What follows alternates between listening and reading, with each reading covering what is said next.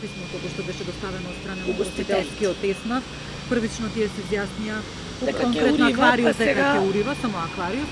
Сега сите се согласни дека нема треба да остане.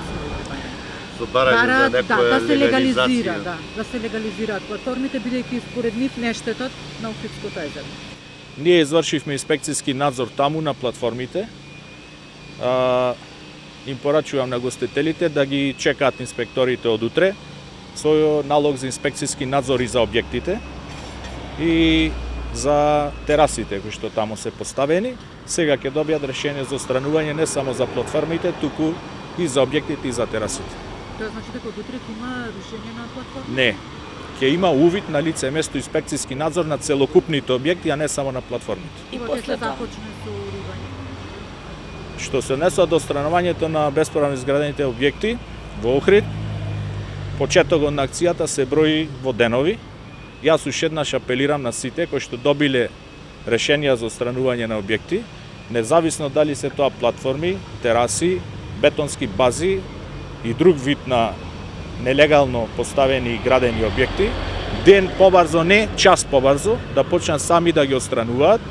Рушење во Охрид ќе има многу скоро и да си немаме после математики, да си почнат сами да си отстрануваат објекти. Можете да ни кажете кои се тие објекти?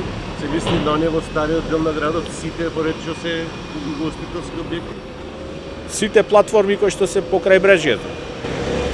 А за овие ваму се извинувам. Сите, по плаживе? сите. И за нив истото е. Да. Значи се работи категорично став дека се работи за нелегални градби. Да. Тие сметаат дека ќе има последици во туризмот. Охрид ќе остане без платформи на вода, без современи угостителски објекти и сегде во светот вика ги има, треба ли да се најде градоначалник некој поинаков начин да се среди овој проблем? Решението на проблемот ќе следи после враќање во првобитна состојба на крајбрежјето на езерото. Има сега во изработка план за управување со тој дел.